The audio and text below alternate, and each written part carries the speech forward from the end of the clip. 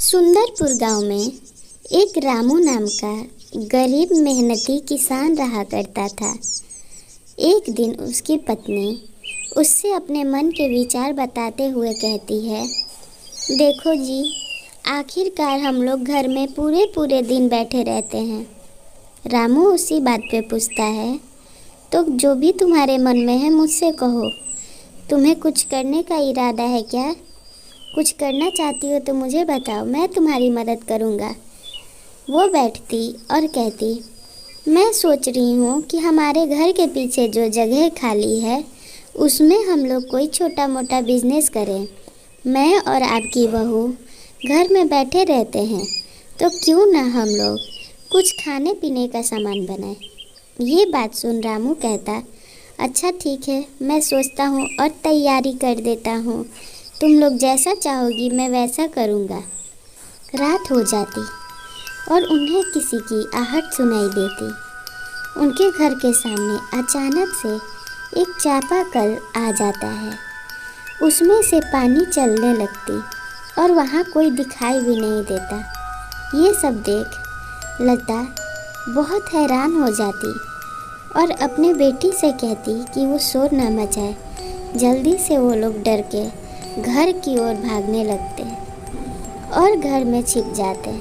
अगले दिन जब रामू ये खुशखबरी अपनी पत्नी को बताता और दुकान दिखाता, तभी उसकी पत्नी घबराए हुए अपने पति को रोकती और उससे एक आश्चर्यजनक घटना के बारे में कहती।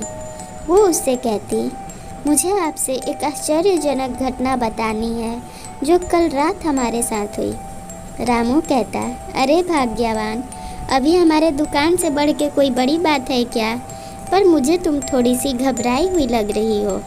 देखो, तुम्हारे मन में जो भी इच्छा है तुम मुझे बता सकती हो।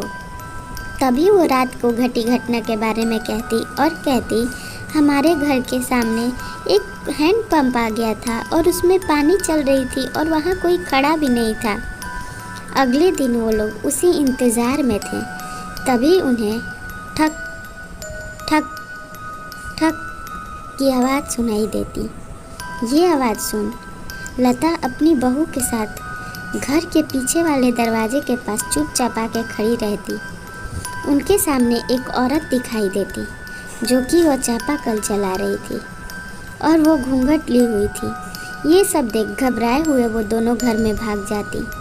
अगले दिन सुबह होते ही सारे गांव वालों को इकट्ठा करती और उनसे रात को पिछले कुछ दिनों से हो रही घटना के बारे में बताती।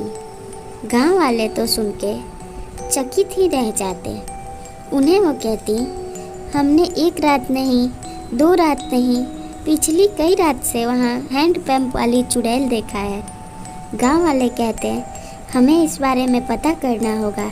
झट से हमें आश्रम पर जाना होगा। आप लोग जाओ और पंडित जी को ये सारी बातें बताओ, हम लोग बच्चों का ख्याल रखेंगे। आश्रम पर लता अपनी बहू के साथ पहुंच जाती। पंडित जी के पूछे जाने पे वो दोनों रात में हो रही घटना के बारे में बताने को तैयार हो जाती। पंडित जी जाप कर रहे थे और उनसे कहते हैं, देखो तुम लोग बहुत ही सुरक्षित जगह पे आ गई हो, अब घबराने की ज़रूरत नहीं है। अब वो जो भी है साया तुम्हारा कुछ नहीं बिगाड़ सकती। तुम मुझे शांति से और सांस लेके बताओ कि पिछले कुछ दिनों से तुम लोगों के साथ क्या हो रहा है। लता की बहू पंडित जी से वो सारी चापाकल वाली घटना के बारे में बताती। वो कहती, बाबा जी, रात ढलते ही हमें पिछले कुछ दिनों से जहाँ भी हम रहते हैं वहाँ चापाकल दिखाई देता है और वहाँ कोई रहता नहीं, पानी शुरू हो जाता है। ये बात सुन वो अपनी तंत्र विद्या से वहाँ की पिशाचनी को सामने लाते और उससे पूछने की कोशिश करते हैं। कहते हैं, देखो तुम मेरा कुछ नहीं बिगाड़ सकती, इसलिए अच्छा होगा कि तुम अपनी सच्चाई बता दो ताकि मैं तुम्हारी मदद कर सकूं। अगर तुम्हारी आत्मा भटक रही है तो मैं तुम्हें मुक्ति दिलाऊंगा। तुम्हारे साथ जो भी बुरा हुआ है तुम मुझे बता सकती हो। मैं यहीं बैठा हूँ तुम्हारी मदद करने के लिए। पिशाचनी एक टुक से बाबा जी को देखे जा रही थी और वो कहती, मेरी शादी के बाद जब मैं यहाँ आई थी तब मुझे मेरे ससुराल वालों ने इतना काम कराया और चापाकल पे जब मैं गिर के मर गई तो उन लोगों ने मेरी लाश वहीं छोड़ दिया और चिल कौवे मुझे खा गए थे। तब से मैंने सोच लिया था कि किसी भी गांव वालों को नहीं छोड़ूंगी मैं, और तब से मैं बदला लिए जा रही हूँ।